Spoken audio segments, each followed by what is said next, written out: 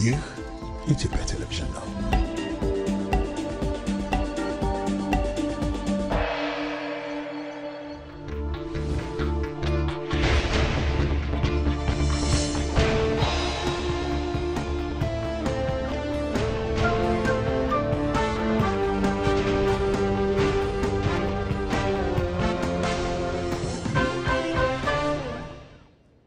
ግንቦት 20 2017 ዓ.ም ጤና ይስጥልኝ እንደምን አመሻችሁ የተከበራችሁ ተመልካቾቻችን የዕለተ ሮብ የኢቲቪ 57 ዜናዎችን ይዘን ቀርበናል።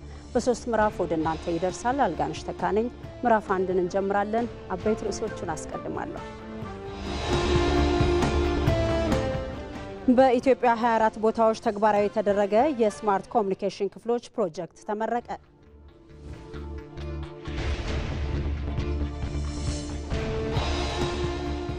ማረሚያ ቤቶች ታራሚዎች በስነ ልቦና ብቁ እንዲሆኑ የሁሉንም ተቋማት ድጋፍ ይሻሉ ሲሉ የፌዴራል ማረሚያ ቤት ኮሚሽነር የኑስ ሙሉ ገለጹ።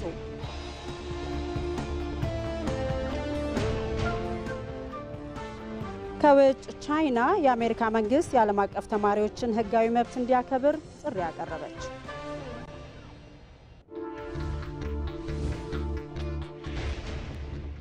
ተመልካቾቻችን ከምዕራፍ 1 የኢቲቪ 57 ዜናችን ጋር አብራችን ቆዩ።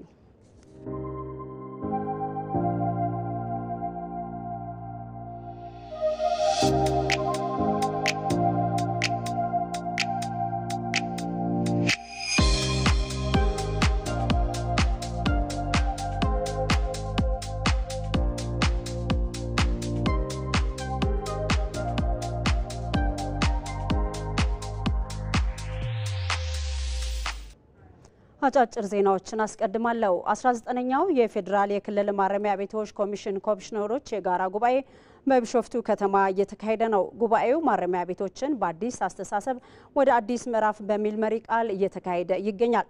ማረሚያ ቤቶች ታራሚዎችን በስነ ልቦና በንቃተ ህግና የተለያዩ ሙያዊ ስልጠናዎችን በመስጠት አምራችና ብቁ ዜጋን በማፍራት ወደ ማህበረሰቡ እንዲቀላቀሉ የሚያደርጉ በመሆናቸው የሁሉንም ተቋም ድጋፍ እንደሚሹ ተገልጿል። አሁን ላይ በማረሚያ ቤቶች ያለው የሰብአዊ መብት አያያዝ መሻሻሎች ያሉት ቢሆንም ቀሪ የሚሰሩ ስራዎች ስለመኖራቸውም ተጠቁሟል። በፍትህ ስርዓቱ ላይ የሚታዩ ክፍተቶችን ለመሙላት የፍትህ አስፈጻሚ ተቋማት በቅንጅት ሊሰሩ እንደሚገባም ነው የተገለጸው። ጉባኤው በአመት 2 ጊዜ የሚካሄድ ሲሆን ለህግ ታራሚዎች ሰብአዊ መብት ትኩረት በመስጠት የታራሚዎችን አያያዝ ለማሻሻል የሚሰሩ ስራዎችን እንደ ዋና አጀንዳ በመውሰድ የሚመከረበት ነው። ዘገባው የሪፖርተራችን ሰናይት ብርሃኔ ነው። በኢትዮጵያ በ24 ቦታዎች ተግባራዊ የተደረገ የስማርት ኮሙኒኬሽን ክፍሎች ፕሮጀክት በቨርቹዋል ተመረቀ።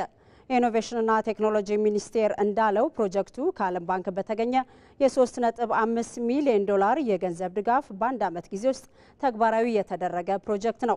ፕሮጀክቱ በተመረጡ 10 የፌዴራል ተቋማት፣ 12 የክልል ፕሬዝዳንት ጽህፈት ቤቶችና 2 የከተማ አስተዳደር ከንቲባ ጽህፈት ቤቶች በድምሩ በ24 ተቋማት ተግባራዊ መደረጉን የኢኖቬሽንና ቴክኖሎጂ ሚኒስቴር ገልጿል። በህዝብ ተወካዮች ምክር ቤት የሰው ሀብት ስራ ስምሪትና ቴክኖሎጂ ጉዳዮች ቋሚ ኮሚቴ ሰብሳቢ ዶክተር ነገሪ ሌንጮ ስማርት ኮሙኒኬሽን ፕሮጀክቱ ርቀት ሳይገድብ ሀገራዊ ጉዳዮችን በጋራ ለመወያየትና ለመወሰን እንደሚረዳ ተናግረዋል።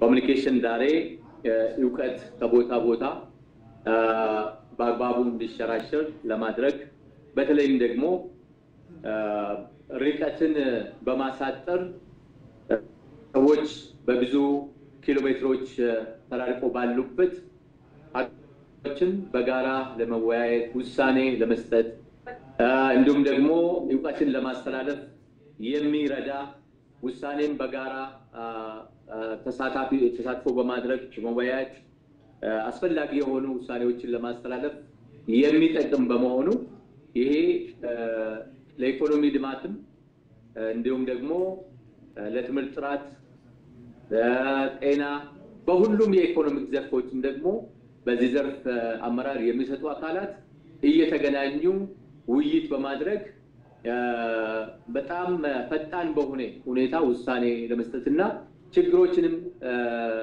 ለመፍታት ህዝቡን ለማዳመጥ የሚጠቅምና ከዛም ባሻገር ደግሞ እንደ ሀገር እየገነባን ያለ ዲሞክራሲ ስርዓትን ለመገንባት ራሱ ትልቅ ሚና የሚጫወት ፕላትፎርም እንደሆነ መረዳትና መጠቀም ያስፈልጋል ማለት ነው። የኢኖቬሽንና ቴክኖሎጂ ሚኒስትር ዶክተር በለጠ ሞላ ከቤኒሻንጉል ጉሙዝ ክልል በቨርቹዋል ባስተላለፉት መልእክት በዲጂታል ኢትዮጵያ 2025 ከተያዙ ግቦች አንዱ የመሰረተ ልማት ዝርጋታ ሲሆን ስማርት ኮሚኒኬሽን ፕሮጀክቱም የዚሁ አካል መሆኑን ተናግሯል። ሪፖርተራችን ሞላ አለማየሁ እንደዘገበው ፕሮጀክቱ ጊዜን በመቆጠብ በቀላሉ ተግባቦትን ለመከወን እንደሚያስችል ተገልጿል። ጥራቱን በጠበቀ ሁኔታ ሁሉም አስፈላጊ የቴክኖሎጂ ግብዓቶች የተሟሉለት በጊዜ ገደብ በአጭር ጊዜ ያለቀ የተሳካ ፕሮጀክት ስለሆነ በዚህ መልኩ እንደምንመርቀው አስችሏል። ዲጂታል ኢትዮጵያ 2025 ስትራቴጂ ካስቀመጣቸው ታርጌቶች ውስጥ አንዱ የዲጂታል ኢኮኖሚ ግንባታን ለማፋጠን አስፈላጊ መሰረተ ልማቶች መሟላት መገንባት አለባቸው። ከነዚህ አስፈላጊ መሰረተ ልማቶች መካከል ደግሞ አንዱ የስማርት ኮሚኒኬሽን ነው። የስማርት ኮሚኒኬሽን አጠቃላይ ምቹ የስራ አካባቢ ከመፍጠር ማንሳት የተፋጠነ የተማከለ የስራ ግንኙነት እንዲፈጠር ያስችላል። ስለዚህ ይሄ የጀመርነው ቀጣይ የሰፋ የሚሄድ ስራ መሆኑን በዚሁ አጋጣሚ መግለጽ እፈልጋለሁ።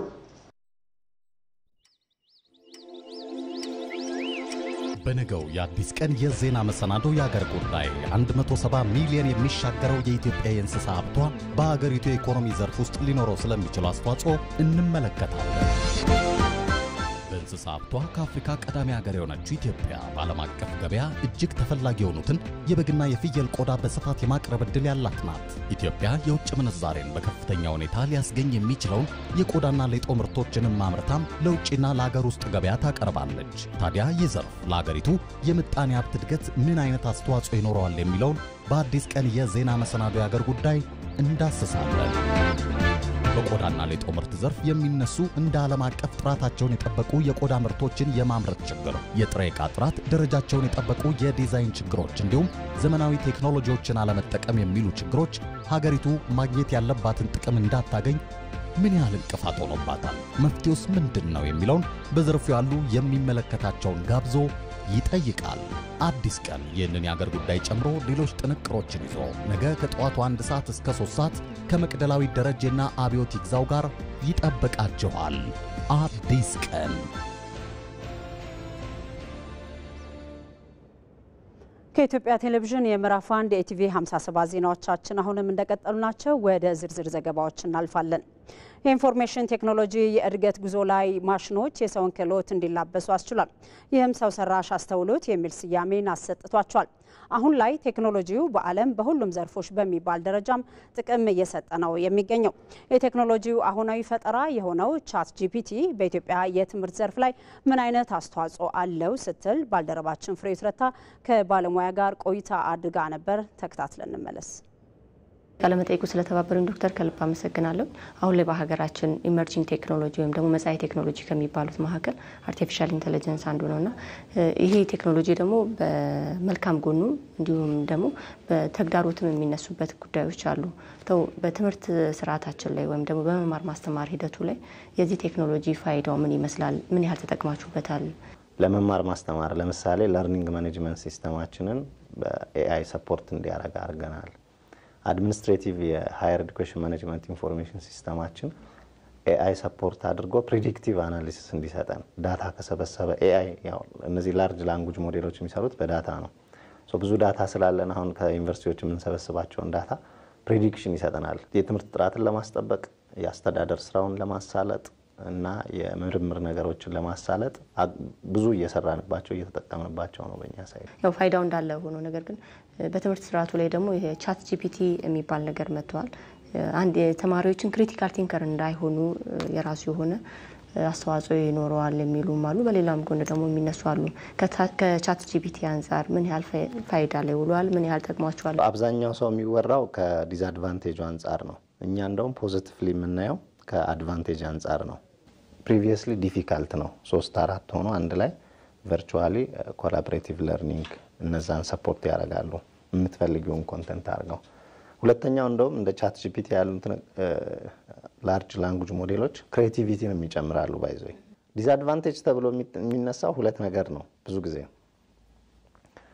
በተለይ በመምህራን ሳይድ አንደኛ ጆብ ኢንሴኩሪቲ መምህራንን ስራ ላይ ያሳጣ ኦብቪየስሊ አሁን ያሉ ጥናቶች እንደሚያሳዩት አርቲፊሻል ኢንተለጀንስ ከዚህ በፊት ሲሰራ በሰው የሚሰሩ ስራዎች በአርቲፊሻል ኢንተለጀንስ ይተካሉ።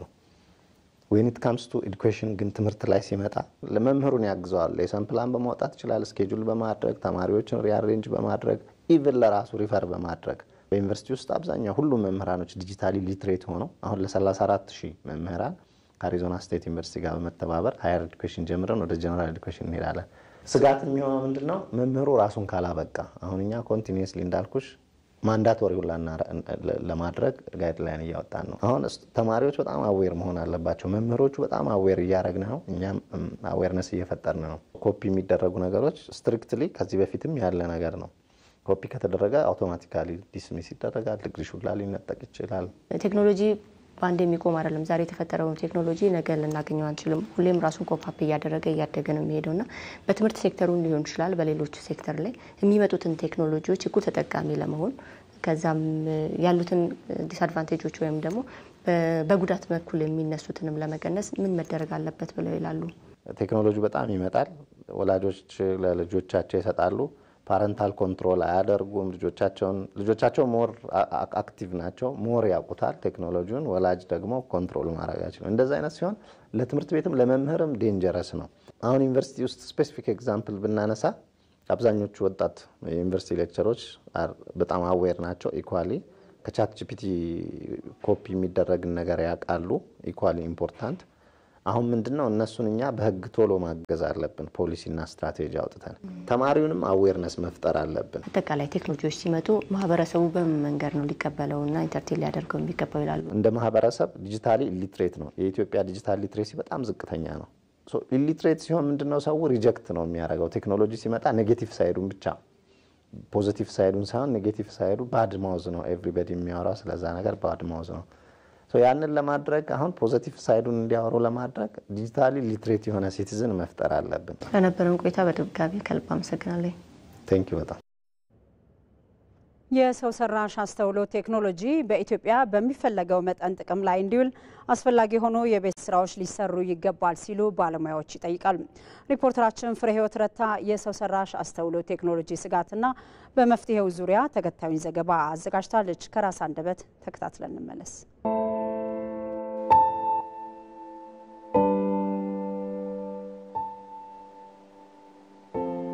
ዶክተር ፍጹም አሳምነው እባላለሁ። በአዲስ አበባ ዩኒቨርሲቲ የቴክኖሎጂና ቢልት ኢንቫይሮንመንት ኮሌጅ ውስጥ በኤሌክትሪካልና ምህንድስና ትምህርት ቤት የኮምፒውተር ኢንጂነሪንግ መምህር ነኝ። አርቲፊሻል ኢንተለጀንስ በዓለም ላይ እንደማንኛውም በየጊዜው እንደሚሰሩ መሳሪያዎች በረከት ይዞ ይመጣል፣ ስጋቶችንም ይዞ ይመጣል። ለኢትዮጵያም እንደዛው ነው። በረከቶች አሉት። ለምሳሌ ብዙ ባለሙያ በሌለበት ቦታ ላይ ሰው ሰራሽ አስተውሎት ተጠቅመን ለሀገራችን የሚጠቅም ነገር ማድረግ እንችላለን።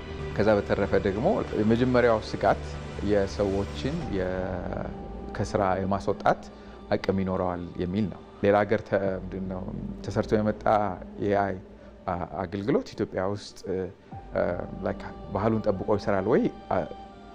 አንድ ትልቅ ነገር ነው። ምክንያቱም ባህላችንን ሊያስተውን ይችላል ወይም ባህላችንን ሊረብሸው ይችላል። በሰው ሰራሽ አስተውሎት የተሰሩ አገልግሎቶች ተጠቅመን ለሚመጣው ጥፋት ተጠያቂው ማን ነው የሚለውን ጥያቄ አንድ ስጋት ነው። እንደ ቻት ጂፒቲ፣ ዲፕሲክ ያሉ አይነት ነገሮች ለምሳሌ ሰዎችን የሆነ አሳይመንት ቢኖራቸው ጠይቀው መልሶችን ይሰጧቸዋል እና አንደኛው ስጋት ደግሞ የሰዎችን ክሬቲቪቲ ሊቀንስ ይችላል ወይ የሚል ስጋት አለ። አብዛኞቹ ስጋቶች በደንብ ከተስተካከሉ በደንብ ሰዎች በፖሊሲና በሕግ ማዕቀፍ ከተያዙ ብዙ ጉዳት ሳይደርሱ ይታለፉ ይሆናሉ ብዬ አምናለሁ። ዲጂታል ቴክኖሎጂ ከታች ጀምረን በአገር አቀፍ መልኩ ማስተማር መጀመር አለብን። ሰው ሰራሽ አስተውሎት ዙሪያ ምርምር የሚያደርጉ ምሁራን የሀገሩን ጥቅም የሚያስጠብቅ፣ የህዝቡን ደህንነት የሚያስጠብቅ፣ የማህበረሰቡን ባህል የሚጠብቅ መሆን እንዳለበት ማረጋገጥ አለባቸው። አላውቅም ምናልባት የዛሬ 50 70 100 ዓመት የደረስንበት ቴክኖሎጂ እኛ መቆጣጠር ከምንችለው በላይ አርጎት ችግር ይመጣል የማንንም ግምት ነው ሊመጣ ይችላል አይመጣ ይችላል ግን ጥቅሙ በጣም ከፍ ያለ ነው ነገሮችን በጣም ያቀላል ሰዎች ሲጠቀሙት መጠቀማቸው ጥሩ ነው ብዬ ነው የማስበው። ከግንቦት 6 ጀምሮ ለ15 ተከታታይ ቀናት ሲካሄድ የቆየው የቅዱስ ሲኖዶስ ምልዓተ ጉባኤ ርክበ ካህናት የተለያዩ ውሳኔዎችን አሳልፏል። በኢትዮጵያ ኦርቶዶክስ ተዋሕዶ ቤተክርስቲያን በዓመት 2 ጊዜ የሚካሄደው ይህ ጉባኤ በመላው ዓለም ጦርነት ባለባቸው ሀገራት ሁሉ ሰላምና እርቅ እንዲሰፍን በመጸለይ ዛሬ ምልዓተ ጉባኤውን በጸሎት አጠናቋል። ምንተስኖት ይልማ ዝርዝር አዘጋጅቷል። የኢትዮጵያ ኦርቶዶክስ ተዋሕዶ ቤተክርስቲያን ቅዱስ ሲኖዶስ ከግንቦት 6 እስከ 19 ለ15 ተከታታይ ቀናት ሲያካሄድ የቆየውን የቅዱስ ሲኖዶስ ምልዓተ ጉባኤ ርክበ ካህናት የተለያዩ ውሳኔዎችን በማሳለፍ ዛሬ ተጠናቋል። ምልዓተ ጉባኤው ለሀገር ሰላምና አንድነት የሚሰሩ ብፁዓን አበው ሊቃነ ጳጳሳትን መሰየሙንም አስታውቋል። ለሰላምና ለአንድነት ቅድሚያ በመስጠት ምትክ ለሌለው የሰው ልጅ ሕይወት ባላደራ የሆነው ቅዱስ ሲኖዶስ ስለ ሰላም ያለ ማቋረጥ መጸለይ ጸሎተ ምህላ ማወጅ የሰላምና የአንድነት ጥሪ ማስተላለፉ እንደተጠበቀ ሆኖ ለሰላምና ለአንድነት ልዩ ትኩረት ሰጥተው ሁሉን አቀፍ ስራ የሚሰሩ ብፁዓን አበው ሊቃነ ጳጳሳትን የሀገራዊ ሰላምና የቤተክርስቲያን አንድነት ኮሚቴ በማድረግ ቅዱስ ሲኖዶስ ሰይሟል።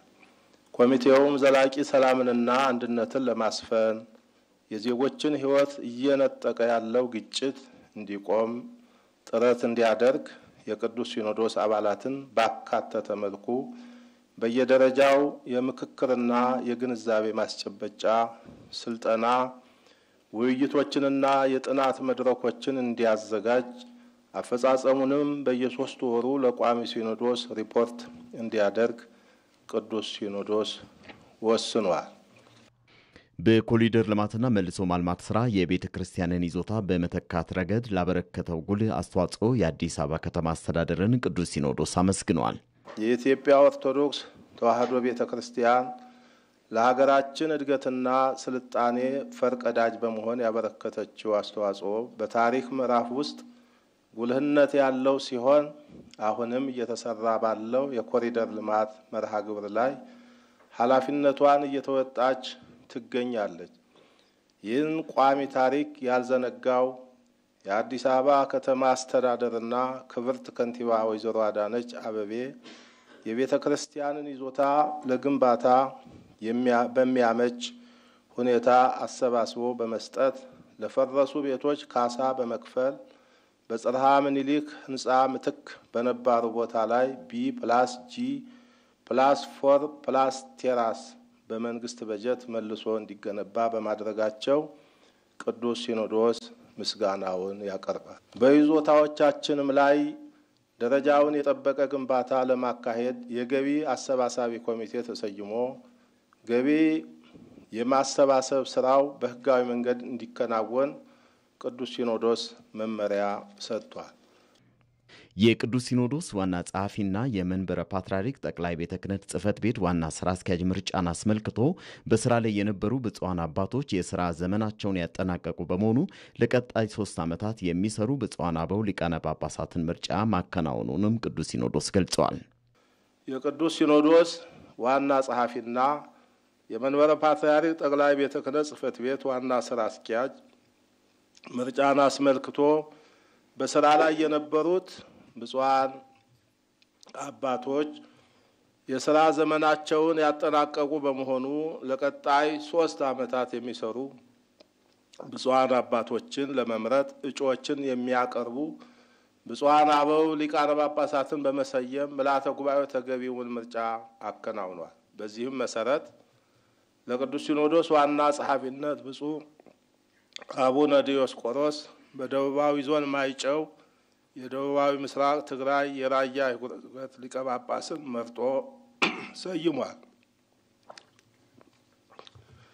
ለመንበረ ፓትርያርክ ጠቅላይ ቤተ ክህነት ጽሕፈት ቤት ዋና ስራ አስኪያጅ ብፁዕ አቡነ ሳዊሮስ የደቡብ ምዕራብ ሸዋ የሸገር ከተማ እና የምስካየ ሕዙናን መድኃኔዓለም ገዳም የበላይ ኃላፊ ሊቀ ጳጳስ መርጦ ሰይሟል።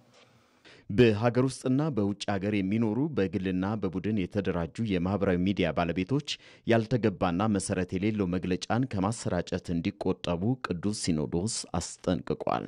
በሀገር ውስጥ እና በውጭ ሀገር የሚኖሩ በግልና በቡድን ተደራጅተው በውጭ ሀገር የሚኖሩ በቡድን ተደራጅተው ማህበራዊ ሚዲያዎችን በመክፈት ከሃይማኖት ስነ ምግባር በወጣ መልኩ የቤተ ክርስቲያናችንን ልዕልና የቅዱስ ሲኖዶስን ክብር የሚጋፋ የአባቶቻችንና የአገልጋዮችን ተልእኮ የሚያደናቅፍ ያልተገባና መሰረት የሌለው መግለጫ የሚያሰራጩ አካላት እንዲታረሙ ቅዱስ ሲኖዶስ በአጽንኦት ለአንዴና ለመጨረሻ ጊዜ በጥብቅ ያሳስባል።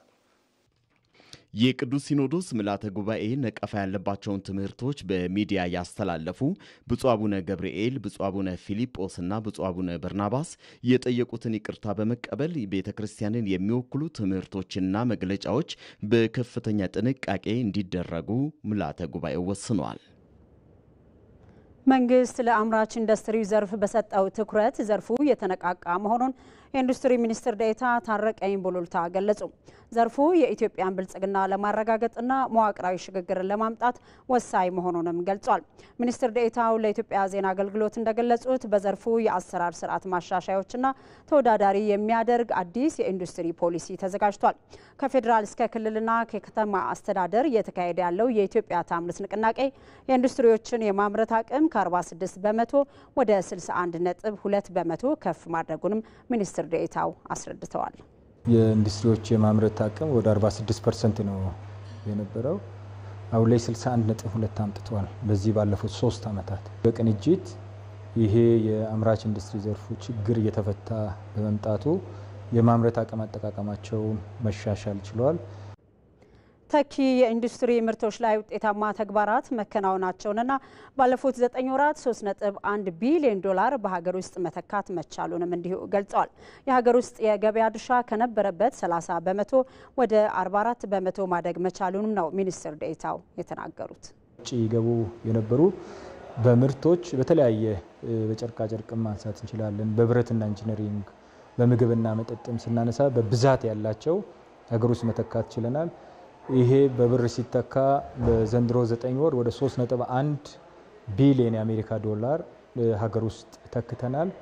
ይሄ የገበያው ድርሻ ከነበረበት 30% አሁን ወደ 44% ደርሰናል። ምዕራፍ 1 የቲቪ 57 ዜናዎቻችን አሁንም እንደቀጠሉ ናቸው። በአባታቸው የደንብ ልብስ አለባበስና ስነ ምግባር ተማርከው የፖሊስን ሙያ ተቀላቅለዋል። ከ1975 እስከ 2012 ዓ.ም ድረስም ሀገራቸውን በሙያቸው አገልግሏል። በ1979 የጀመሩትና በበጎ ፈቃድ ለታዳጊዎች የሚሰጡት የህብረት ጂምናስቲክ የትርኢት ስልጠና ግን ከፖሊስ ሙያቸው ከወጡ በኋላም አልተቋረጠም። የትላልቅ ሀገራዊ ሁነቶች ድምቀትም ናቸው። በዚህ ስራቸው ምስጋናና ማዕረግም አግኝተዋል። የዛሬው ባለ ታሪካችን ኮማንደር ተዋበ ኃይሉን ባልደረባችን ዛህራ መሐመድ ውሏቸውን ቃኝታ ተከታዩን አዘጋጅታለች። አብረን እንከታተል። 4 5 6 7 8 3 2 7 8 4 2 3 ስሜ ተዋበ ኃይሉ ይባላል። ማዕረጌ ኮማንደር ነው። ሰራዊቱ ውስጥ ለበርካታ ዓመታት አገልግዬ አሁን ከሰራዊቱ ውጪ በራሴ ነው እየተንቀሳቀስኩ ያለሁት። አባቴ ፖሊስ ነበረ። ከህፃንነቴ ጀምሮ የሱን አለባበስ አይ ነበር። ሁሉ ጊዜ ይስበኝ ነበርና በአባቴ ምክንያት ነው ፖሊስ የሆንኩት። እናንተ ሄሎ እናንተ መፊደል ናችሁ እሺ። እንግዲህ አሁን ይሄ በጥሪው ማስ ጌም ነው የሚባለው በውጪዎቹ። በትርኢት ደረጃ የተጀመረው በ1980ዎቹ ነው በሰሜን ኮሪያ ትርኢት ሆኖ የቀጠለው። ከዛ በኋላ የፖሊስ ሰራዊት ዓመታዊ በዓል ሲያከብር ኮሪያዎችን ከውጭ ያመጣ ነበር። የነሱን ስራ አግዝ ነበር ዲኮሬሽን ብቻ በመስራት ለምሳሌ አበባ፣ ችቦ እና መጨረሻ ላይ ለምን አልሰራውም እኔ አይምሮዬን የሆነ ነገር ምችለው አለው ብዬ ለአይምሮዬ ከነገርኩ ሰራዋል። የዛን ጊዜ የፓርቲውንና የኢትዮጵያን ባንዲራ በጃንጥላ ነው የሰራው። ጃንጥላው ተጣጥፏል። ጃንጥላው ሲፈናጠር የሚሆነው ፓርቲው አርማና የኢትዮጵያ ባንዲራ ነበር የሚወጣው። የዛን ጊዜ ጀነራል ወርቁ ይመጡና ያንን ነገር ያያሉ። ካዩ በኋላ ማን የሰራው ሲሉ እቺ ነች እኮ ያውኗ ምናምን ይላሉ። ከዛ አዳራሽ ሲሄዱ ደግሞ ቆይ እንገናኛለን ያሉ። ለምን እንደምንገናኛ ይገባኛል። የሰራ ሰው የማበረታታት ምናምን ባህል አላቸው ሰውየው እና ያ እንደሆነ ይገባኛል። ከዛ አዳራሽ ሄዱ። አዳራሽ ግብዣ አለ እና ያችን ግብዣ እንትን ብለው ወደ መጡበት ሊመለሱ ማለት ነው። እዛ ያሉ አዳራሹን ሲያዩት ድሮ የሚያውቁት አዳራሽ አይደለም፣ ተቀይሮባቸዋል። ማን ነው የሰራው ብለው አሁንም ይጠይቃሉ። ያሁኑ ነው ተዋበ ነው ይባላል። ጥሩልኝ ነው ያሉት። ከአንድ ማዕረግተኛ ላይ የሙሉ 10 አለቅነት ማዕረግ ወስደው አልተዘጋጁበትም። ወዲያው የሙሉ 10 አለቅነት ማዕረግ ሰጡኝ። ከዛ የስፖርት በዓል ተከበረ። እዛ ላይ ተከብሮ በዓሉ ሲያልቅ አንድ አይነት ሽልማት አንድ ብቻ ነው የተዘጋጀችው። ምስጋናና ሽልማት ሲሰጠው ወደ 300 ምናምን ሰው ለሌላው እየሰጡን የሸኙት እኔን አቆዩትና ህግና ደንብ ስለማይፈቅድ ነው መሾም ነበረብህ። እንግዲህ 3 ወር ከምናምን ነው ገና መሾም ነበረብህ፣ ግን ህግና ደንብ ስለማይፈቅድ ነው ብለው አንድ ብቻ የቀረበች የአይነት ስጦታ ለኔ ነው የተበረከተው። 6 7 8 1 2 3 4 5 6 7 8 2 የምልምሎች ምርቃት ነበረ። በ7 በተሾምኩ በ7ኛው ወር ማለት ነው። ያ ምርቃት ሲደርስ እዛ ላይ ደግሞ የተለየ አዲስ ነገር ሰርቼ ነበር። እዛው በሽመናን የተዘጋጀው መጋረጃው እዛው ነው የተሰፋው። እንደገና በኤሌክትሪክ እንዲሰራ ነው ያደረኩት። በኤሌክትሪክ የሚከፈትና የሚዘጋ ነው ያደረኩት። ከዛ በኋላ ከመንግስቱ ኃይለማርያም ያንዛን ጊዜ ፕሬዝዳንት መንግስቱ ኃይለማርያም ነበሩ። ከሳቸው ጀምሮ ያሉ ፎቶዎች ከኮርኒስ ውስጥ ወጥተው ታች እንዲገጣጠሙ ነው ያደረኩት። ከዛ ያንን ማን ነው የሰራው አሉ። ማን እንደሰራው አይታወቅም። አሁን ለምን እኔ ይሄን ሰራው ማለት አልወድም በባህሪ። ከዛ የትምህርት ቤቱ አዛዥ ኮሬድ ወርቅ ናቸው መጡና ተዋበ ያንን መድረክ ላይ ያለው ነገር ማን ነው የሰራው? እኔ ለምን አትናገርም ዛሬ አሉኝ። ከዛ ቁጭ በል ተባልኩ። ቁጭ አልኩ። ወዲያው ለሹመት ይፈልጋሉ ወደ መድረክ ይውጡ ተባለ። ከወታደር 50 አለቃ በ7 ወሬ ነው የሆንኩት። ከዛ በኋላ ፖሊስ ኮሌጅ ደግሞ ምረቃ ነበረ ተንዳባ። እዛ ላይ ደግሞ አንድ ጀት ሰርቼ ነበረ በአየር ላይ የምትሄድ ሆና ፓራሾት የምትለቅ። ከዛ እሷን ደግሞ በመስራቴ እዛው ላይ በመንግስቱ ኃይለማርያም የምክትል መቶ አለቃ ማዕረግ አክሰለሬሽን ነው ስም የተሰጠኝ።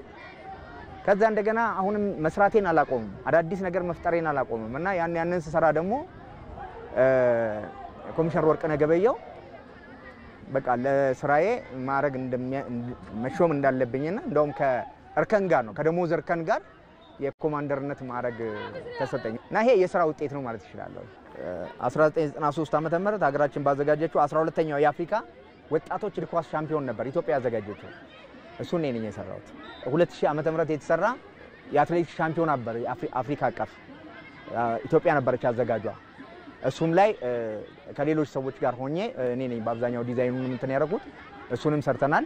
መስከረም 24 መስቀል አደባባይ የተከበረው የመንግስት ምስረታ፣ ፌደራል ፖሊስ አዘጋጅነት ግንቦት 28 የዛሬ 3 ዓመት የተከበረው እነዚህ ሁሉ ሰርቻለሁ። ይሄ በጥቂቱ መገልጽልሽ ነው። ብዙ ስራዎች ናቸው። ለሁሉም ምናልባት ከሁለት በላይ ነው ምስጋና፣ የገንዘብ ሽልማት፣ የአይነት ሽልማት በአንድ መድረክ ላይ 3 ጊዜ ተሸልሜያለሁ። ለምሳሌ አሁን የፖሊስ በዓል አዘጋጅተናል። ነፃ አገልግሎት ነው የሰጠነው። ለምን ያደኩበት እዚህ የደረስኩበት ክፍል ስለሆነ ነፃ ነው ያገለገለው። ስለዚህ እኔ ምረካው በአብዛኛው በምሰራው ስራዎች ነው። የስራ ውጤት ያረካኛል። ከገንዘብ በላይ ነው ያኛው። ስለዚህ ከነዚህ ልጆች ጋር ደግሞ ንጹህ አይምሮ ካላቸው ልጆች ጋር መስራት ደግሞ ያው በጣም እንትን ብትይም ደስተኛ ነው የሚያደርጉሽ።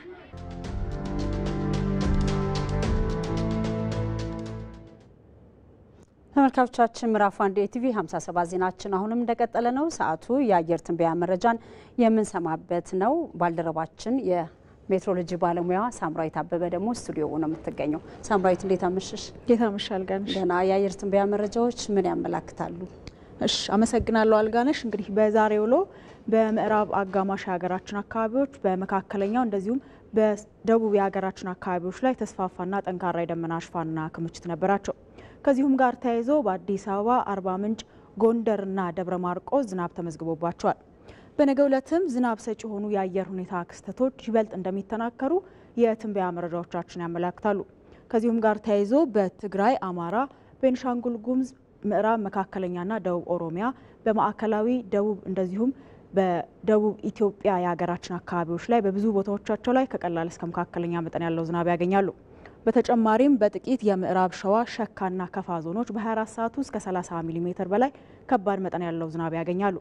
በመጨረሻም በነገው ዕለት በአንዳንድ የሀገራችን ዋና ዋና ከተሞችና የቱሪስት መዳረሻ ስፍራዎች የሚጠበቀው የአየር ሁኔታ ስንመለከት በነቀምቴ፣ ጅማና ባህር ዳር ዝናባማ፣ በአርባ ምንጭ፣ ኮንሶ፣ አዳማና መቀሌ ቀላል ዝናብ፣ እንደዚሁም በላሊበላ፣ ጎዴና ሀረር ደመናማ የአየር ሁኔታ የሚኖራቸው ሲሆን በሰመራ ደግሞ ፀሐያማ የአየር ሁኔታ ይኖራል።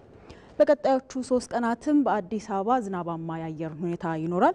እንግዲህ አልጋነሽ ለበለጠ መረጃ ደግሞ የኢንስቲትዩቱን ድረገጽ በመከታተል በርካታ መረጃዎች ማግኘት ይችላል። አመሰግናለሁ ሳምራዊት። መልካም ምሽት ይሁንልሽ። መልካም ምሽት።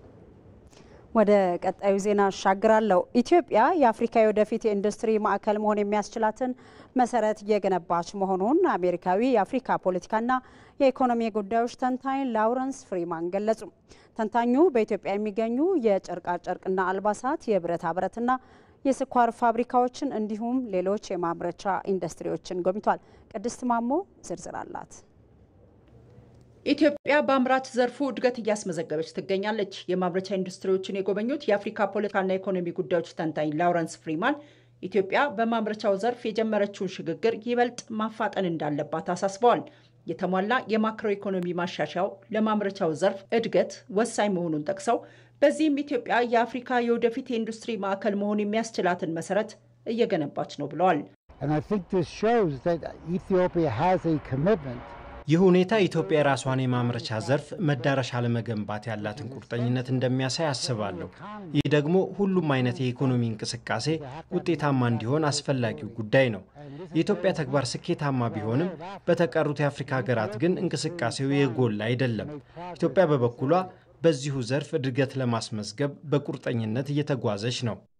የአፍሪካ ፖለቲካና ኢኮኖሚ ጉዳዮች ተንታኙ አክለውም ባለፉት ዓመታት በኢትዮጵያ በማምረቻው ዘርፍ የስራ ዕድል የተፈጠረላቸው ዜጎች ቁጥር እየጨመረ መምጣቱን ተመልክቻለሁ ነው ያሉት። አሜሪካ ለማምረቻው ዘርፍ በሰጠችው ትኩረት ነው የተገነባችው። ይህ በሌሎች የኢኮኖሚ ዘርፎች ሊተካ የሚችል አይደለም። ዛሬ በጎበኘኋቸው ፋብሪካዎች ያየሁት ነገር በጣም ተስፋን የሚያጭር ነው። በዚህም በተመለከትኩት ነገር በጣም ደስተኛ ነኝ። በኢትዮጵያ ለእድገት ያለው ቁርጠኝነትና በጎ አመለካከት በእርግጠኝነት ላይ የተመሰረተ ነው። ይህም እንደ ህዳሴ ግድብ ካሉ ሌሎች ስኬቶች ጋር ተዳምሮ ኢትዮጵያ ትክክለኛ እድገት በማስመዝገብ ላይ መሆኗን ያረጋግጣል። ኢትዮጵያ በእድገት ላይ መሆኗን መመልከቴ ደግሞ በጣም አስደስቶኛል። ዘገባው የኢዜአ ነው።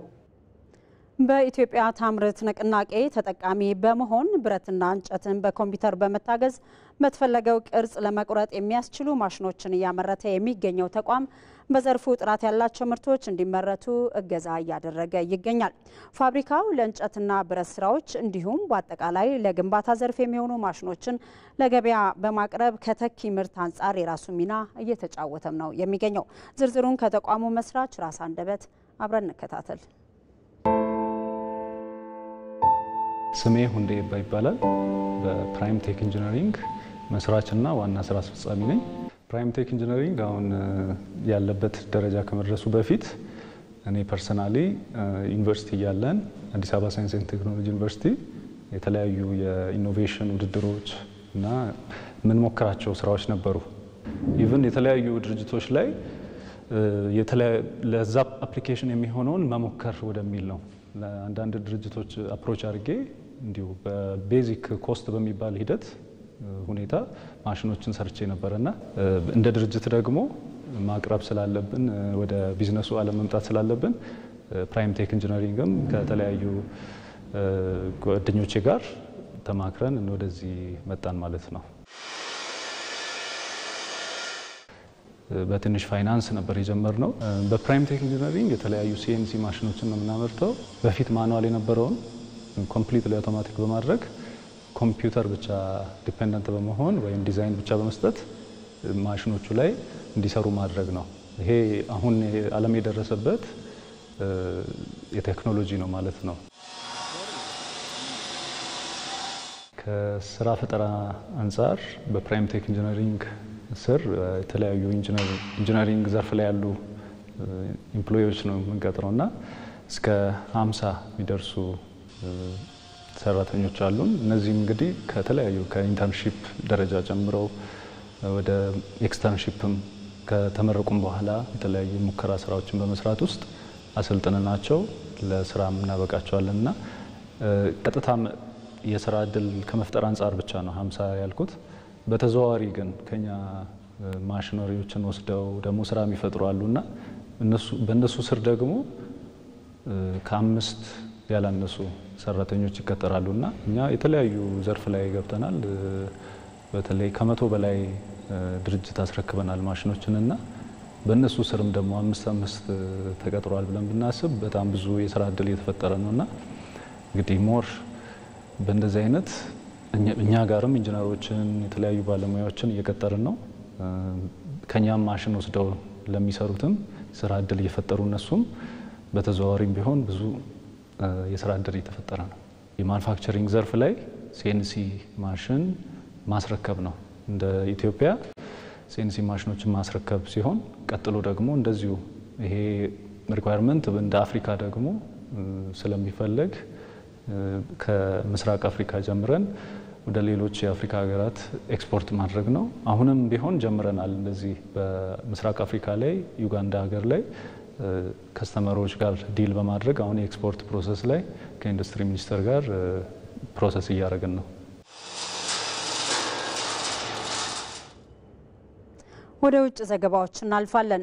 የአውሮፓ ህብረት የ150 ቢሊዮን ዩሮ የጦር ኃይል ማጠናከሪያ ፈንድ አጸደቀ። የአውሮፓ የደህንነት እርምጃ ሲል የሰየመው ህብረቱም በሚቀጥሉት ዓመታት ሩሲያ በአውሮፓ መሬት ላይ የምታደርሰውን ጥቃት በመፍራትና አሜሪካ በአህጉሪቱ ውስጥ ያላት ቁርጠኝነት ላይ በመጠራጠር እንደሆነ ነው የተነገረው። መሐመድ አልቃድር በዚህ ጉዳይ ላይ ትንታኔ አዘጋጅቷል። እንዴ በዩክሬን በኩል ሩሲያን ይገጥማሉ። በግልጽም ሀገሪቱ ላይ ወታደራዊና ኢኮኖሚያዊ ማዕቀቦችን ያዘንባሉ።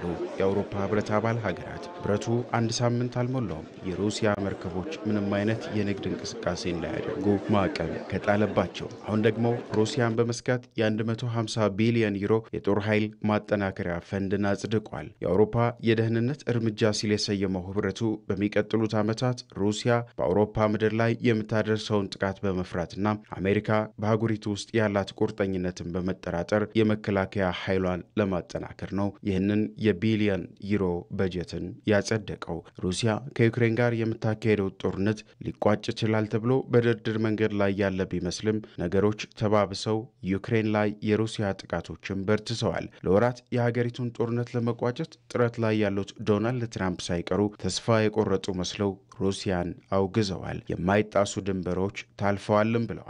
ሩሲያ በመወስዳቸው እርምጃዎች ላይ ስሜት የተጫናቸው አስተያየቶች ተቀባይነት የላቸውም ስትል ትመልሳለች። ከሰሞኑ በዩክሬን ላይ የድሮን ጥቃትን መሰንዘሯን ተከትሎ በአሜሪካ በኩል በተሰጠ አስተያየት ላይ ይህ ውል ያልያዘው የሩሲያ ዩክሬን ጦርነት የአውሮፓ ህብረትንም ስጋት ውስጥ እንዲቆይ አድርጎታል። በአውሮፓ ህብረት የሚደገፈው የደህንነት በጀትን ባለፈው ወር ነበር በቤልጂየም ብራሰልስ እቅድ ቀርቦ የነበረው። በዚህ ወር መጀመሪያ ደግሞ የአውሮፓ ሚኒስትሮች በብራሰልስ ባደረጉት ስብሰባ የመጨረሻ ይሁንታን አግኝቶ በ26 ድምፅ በአንድ ድምፅ ታቅቦ ጸድቋል። ሃንጋሪ ለዚህ ፈንድ ድጋፏን የነሳች ሀገር ሆናለች። በአውሮፓ የደህንነት እርምጃን በመታገዝ ሰፊ የመከላከያ ኢንቨስትመንት መርሃ ግብሮች እንደሚደረጉ የአውሮፓ ህብረት ተዘዋዋሪ ፕሬዝዳንትነትን የያዘችው ፖላንድ አስታውቃለች። ለደህንነታችን ስንል መዋለ ንዋያችንን እናፈሳለን፣ ሊጎዱን የሚመጡትን በሙሉ እናጸዳበታለንም ብለዋል። የፈረንሳዩ የአውሮፓ ህብረት ሚኒስትር ቤንጃሚን ሃዳድ የአውሮፓ የደህንነት እርምጃ ትልቅ ትርጉም ያለው ሲሉ ጠርተውታል። ይህም ኢንዱስትሪዎችን በመደገፍ አውሮፓ በአሜሪካ ላይ ያላትን ጥገኝነትም ለመቀነስ ያግዘናል ብለዋል። ይህ የአውሮፓውያኑ ለጦር መከላከያ ማጠናከሪያ ያጸደቁት በጀት ከሩሲያ ጥቃቶች ይጠብቃቸው ይሆን? ከአሜሪካ ጋር ያላቸውን ጥገኝነት ይቀንስላቸዋል? በቀጣይ የሚጠበቀው ጉዳይ ነው። የአሜሪካ መንግስት የዓለም አቀፍ ተማሪዎችን ህጋዊ መብት እንዲያከብር ቻይና ጥሪ አቅርባለች። መቀለ ተመስገን ዝርዝር አዘጋጅቷል። የአሜሪካው ፕሬዝዳንት ዶናልድ ትራምፕ የአሜሪካ ኤምባሲዎች ለዓለም አቀፍ ተማሪዎች አዲስ የተማሪ ቪዛ ቀጠሮ መስጠት እንዲያቆሙ ትዕዛዝ አስተላልፈዋል። በአሜሪካ ለመማር የሚያመለክቱ ተማሪዎች የማህበራዊ ሚዲያ መረጃ በጥልቀት ለመፈተሽ በማሰብ ነው መመሪያው የተላለፈው ብለዋል። የተፈረመው መመሪያ ለሁሉም የአሜሪካ ኤምባሲዎችና ቆንጽላዎች መላኩን ነው የሀገሪቱ የውጭ ጉዳይ ሚኒስትር ማርኮ ሩቢዮ ያስታወቁት። የትራምፕ አስተዳደር መመሪያው የተላለፈው የሀገርን ደህንነት ለመጠበቅና ሽብርተኝነትን ለመከላከል ነው ሲልም ገልጿል። በሌላ በኩል የዓለም አቀፉ መምህራን ማህበር ዋና ስራ አስፈጻሚ ፋንታ አው ዓለም አቀፍ ተማሪዎች ስጋት አይደሉም ሲሉ ውሳኔውን ተችተውታል። እንደ ኤንኤቢሲ ኒውስ ዘገባ ዋና ስራ አስፈጻሚው አክለውም መመሪያው ተማሪዎች ወደ አሜሪካ እንዳይመጡ ተስፋ ሊያስቆርጥና በዩኒቨርሲቲዎች ላይ የገንዘብ ተጽዕኖ ሊያሳድር እንደሚችልም አሳስበዋል። እንደ አጃንስ ፍራንስ ፕሬስ ዘገባ የቻይና ውጭ ጉዳይ ሚኒስትር ቃል አቀባይ ማኦ ኒንግ የቻይና ተማሪዎችን ጨምሮ የዓለም አቀፍ ተማሪዎች መብት መከበር እንዳለበትም አሳስባለች። ተመልካቾቻችን ከኢትዮጵያ ቴሌቪዥን የምዕራፍ 1 የኢቲቪ 57 ዜናችን በዚህ መልኩ ተጠናቋል። ምዕራፍ 2 ላይ ስፖርትና ቢዝነስን ጨምረን ተመልሰን እንገናኛለን። መልካም ቆይታ ይሁንላችሁ።